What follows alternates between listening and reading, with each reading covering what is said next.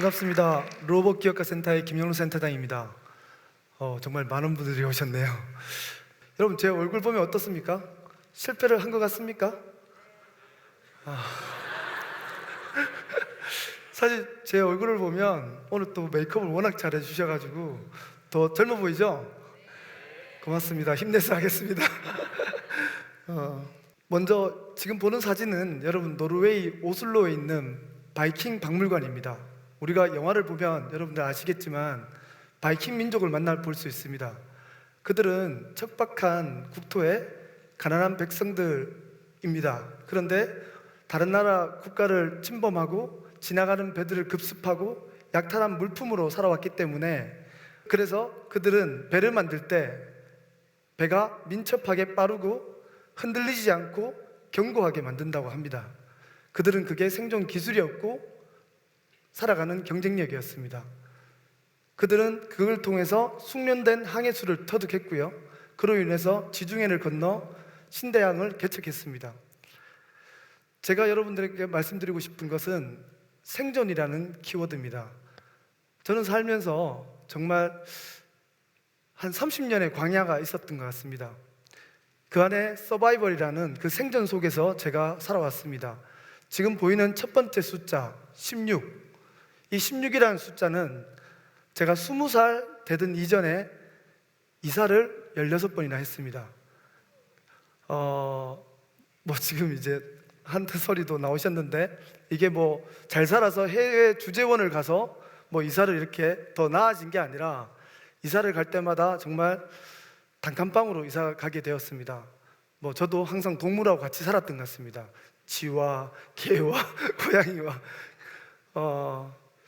그 16번을 이주하면서 저는 바이킹 민족을 얘기했는데 유목민들의 생존 기술을 제가 터득한 것 같습니다. 살면서 이런 기술도 배워야 되는지 잘 모르겠습니다만은 어쨌든 나름의 굉장히 스파르타 같은 야생의 기술을 배웠던 것 같습니다. 두 번째로 팔입니다. 팔은 또 뭘까요? 팔은 저도 신용등급 8등급까지 내려가 봤습니다. 여러분들 경제적으로 어려워 보신 분들이 계실 겁니다. 9등급부터 은행이 받아줍니까? 안 받아줍니까? 안 받아줍니다. 저도 카드 돌려막기에 귀재입니다. 많은 도전을 하다 보니까 도전은 도전으로 끝나버린다는 말이 있다고 합니다. 우리가 청년들이 명심해야 들을 얘기 같아요. 저도 도전을 하고 20대에 창업도 해봤습니다. 창업을 제가 2번 정도 했고 지금은 거대한 꿈을 키우고 있습니다. 세 번째는 33이라는 숫자입니다. 33은 제 인생의 터닝 포인트를 마련해 주었습니다. 저는 사실 2사이클의 인생을 살았습니다. 10년은 건축 설계사로 살았고요, 10년은 현재 창업 교육자로 살고 있습니다. 남들은 어떻게 그렇게 살 수가 있느냐, 그리고 어떻게 그렇게 빨리 올라갈 수가 있느냐라고 저한테 질문을 많이 던집니다. 그런데 저는 33살 되던 해에 제가 10년 동안 닦아놓은 건축 설계의 기반을 모두 버리고 신림동 고시원으로 제가 지방에서 서울로 상경을 합니다. 사실 상경할 때 보통 지방에서 서울 올라올 때는 여러분들 잘 아시겠지만 대학을 간다든지 직장을 구해놓고 올라오는 게 맞는 거잖아요. 근데 저는 아무것도 없었습니다. 제가 건축사 사무소 공동대표였습니다. 지방에도 어젓한 제 사무실이 있고 아파트 집도 있고 자녀도 그때 2명이나 있었습니다. 그런데 그 모든 걸 다 버리고 30대에 커리어를 다 버리고 건축에서 교육으로 전환한다는 것은 굉장히 무모한 도전이었습니다. 사람들은 제게 그랬습니다. 너 미친 거 아니냐? 지금 너도 굉장히 잘 나가지 않느냐? 공모전에서 대상도 많이 받고 이름도 알려진 마당에 돈도 수억을 벌고 있는데 왜 그걸 버리고 교육을 한다 치고 도전을 하느냐? 저도 청년들을 많이 가르치고 있습니다. 청년들이 이런 질문을 저하고 똑같이 합니다. 근데 여러분들 한 가지 제가 알려드려야 할 사실이 한 가지 있습니다. 도전을 할 때 자기 전공과 전혀 다른 전공을 도전을 하면 세상은 여러분들을 아주 깊은 시련의 골짜기로 밀어넣어 버립니다. 분명히 명심하셔야 됩니다. 유사 업종으로 가셔야지 전혀 다른 업종으로 가시면 모든 걸 새로 시작해야 된다는 걸 제가 알게 됐습니다. 그래서 그 고시원에서 제가 고시원, 찜질방, 반지하에서 2년을 버틴 것 같습니다. 사실 마포대교가 자살 1위죠. 저도 거기도 걸어가 봤습니다. 사실 우리 아내는 잘 모릅니다. 제가 이런 얘기를 다 하지 않았습니다. 그리고 근데 여러분, 제가 건축사무소 공동 CEO였기 때문에 자격증도 많았고 엔지니어이기 때문에 언제든지 취직을 할 수 있는 상황이었습니다. 그런데도 불구하고 제가 고시원에 있으면서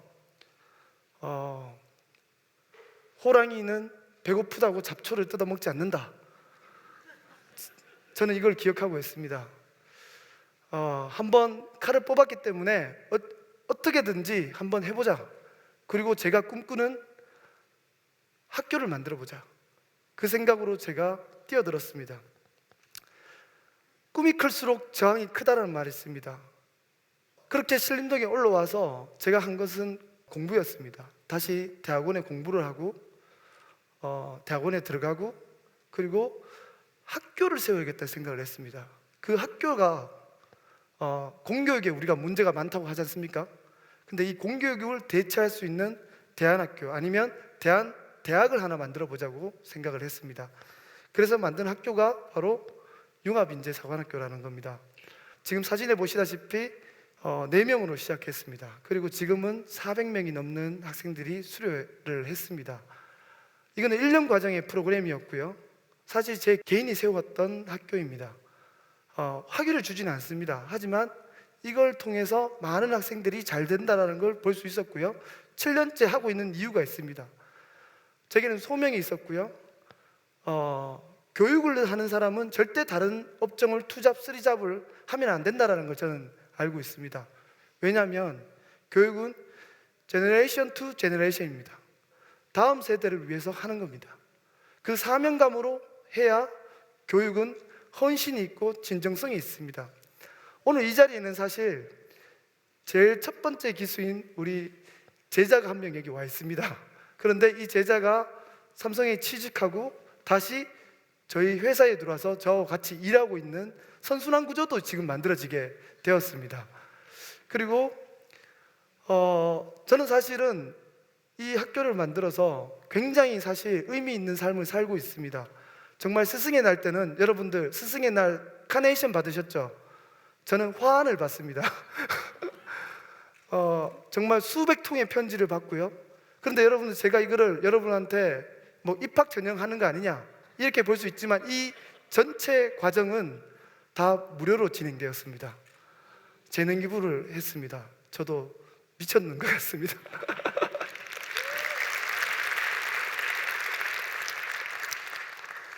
교육자의 가장 중요한 것은 진정성인 것 같습니다. 진정성은 자신이 완벽한 존재가 아니라는 사실을 솔직히 인정할 때 드러난다고 했습니다. 이게 뭐가 대단하다고 학생들이 평균 5대1의 경쟁률을 자랑합니다. 50개 대학 학생들이 들어와 있고 40개 학생들이 있습니다. 한양대학교, 전남대학교, 서울과학기술대학교, 제주도까지 지금은 뻗어가고 있습니다. 저는 사실은 그 이후에 4년 만에 한양대 교수가 되었습니다. 한양대 교수가 되었는데, 여러분, 교수를 또 해보니까 저의 꿈은 학교를 세우는 거지 교수는 과정에 불과했습니다. 그래서 시스템을 알고 난 뒤에 교수를, 여러분, 사표를 썼습니다. 써서 지금 현재 르호봇에 와 있습니다. 여러분, 저희가 이 문장을 굉장히 좋아합니다. 이거 한번 같이 따라 한번 해보겠습니까? 시작. 우리는 계속 시작하고 계속 도전하고 계속 개선하고 계속 창조한다. 여기에서 시작, 도전, 개선, 창조가 있습니다. 이 4가지 키워드에는 공통점이 있습니다. 무브먼트, 움직임이라는 게 있습니다. 행동이라는 게 있습니다. 액션이라는 게 있습니다. 좀 전에 많은 분들이 말씀하셨습니다. 결국은 행동이고 도전입니다. 제가 33살 되던 해에 그렇게 올라가지 않았다면 아무것도 안 되었을 겁니다. 여러분, 평범한 사람이 성공할 수 있는 비결이 뭘까요? 간단합니다. 2배로 하시면 됩니다. 굉장히 간단합니다. 2배로 하면 되는데, 저는 신림동 고시원부터 3년 동안 그 데스밸리를 4배로 한 것 같습니다. 사람들은 9-6만 일을 합니다. 근데 9-6 때 달리는 건 여러분 어떻습니까? 다 그때 똑같이 달립니다. 그렇기 때문에 별로 차이가 나지 않습니다. 그런데 퇴근 후 2시간, 출근 전 2시간, 이 4시간 사이드 프로젝트를 가동하는 사람들은 남들보다 2배로 빨라진다는 것입니다. 그게 시간이 흐르면 3년만 흘러도 여러분 인생은 바뀝니다. 생존하기 위해서는 오랜 시간 치밀하게 연습함으로써 한 번에 먹이를 사냥하듯이 치밀한 연습은 경쟁력을 높여주는 핵심 역량이 됩니다. 그리고 한 번에 하나씩 그러한 역량들을 모자이크처럼 조합해 나가는 동안 경쟁자들을 앞질러 가게 됩니다. 이게 바로 축적의 힘입니다. 여러분들이 이 축적의 힘을 모으려면 정말 치밀한 연습이 필요합니다. 제가 현재 스타트업 지원센터에서 기업가 센터장을 맡고 있습니다. 한양대에서도 글로벌 기업가 센터에서 교수를 맡았습니다. 그 모든 일이 청년들이나 시니어분들을 도와주는 엑셀러레이터 역할을 하고 있습니다. 제가 과감하게 스타트업 생태계에서 성공 공식을 말씀드리고 수 있는 건 여러분들 보시다시피 코워킹 스페이스, 인큐베이터, 엑셀러레이터, 벤처 캐피탈, 스타트업 미디어, 기업가 정신으로 이어지는 이 거대한 물줄기가 있습니다. 여러분 예전에 김대중 정부 때 벤처를 했지 않습니까? 그때 이렇게 잘 되진 않았습니다. 왜? 그때는 다 어드벤처를 했기 때문에 그렇습니다. 다 모험으로 끝나버렸기 때문에 그렇습니다. 근데 지금은 인프라가 잘 구축되어 있기 때문에 이 물줄기로 타고 가신다면 몸만 맡기시면 됩니다. 제가 존경하는 사람이 있습니다. 바로 삼성의 이병철 회장입니다. 2017년 2분기 실적이 영업이익이 페이스북, 아마존, 넷플릭스, 구글이 12조 7,800억을 했습니다. 그런데 이 모든 합친 금액을 합쳐도 삼성은 14조를 했습니다. 우리는 대기업을 많이 비판을 합니다. 하지만 삼성도 처음에는 삼성사회라는 하나의 스타트업이었습니다. 그 스타트업이 지금 오늘날 이 거대한 글로벌 기업이 될 수 있었던 것은 한 가지 기업가 정신이 있었기 때문에 그렇습니다. 그것은 바로 운, 둔, 근입니다. 여러분, 운이 무엇입니까? 행운을 끌어올 수 있는 사람, 기운을 끌어올 수 있는 사람이고요.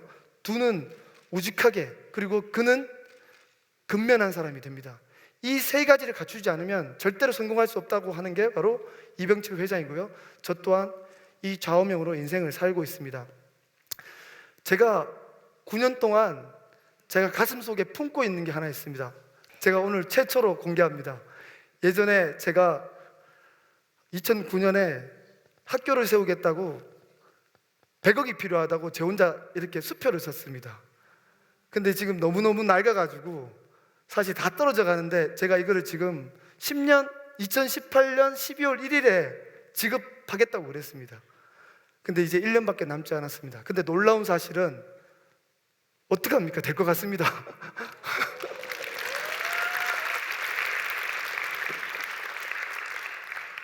저는 한양대 교수가 되었고요. 최근에 저도 많은 기운이 들어오고 있습니다. 너무나 축복받은 일들이 너무 많고요. 인생에서 성공 공식은 여러분들 기대하고 희망하고 얘기하고 생각하는 것이 아닙니다.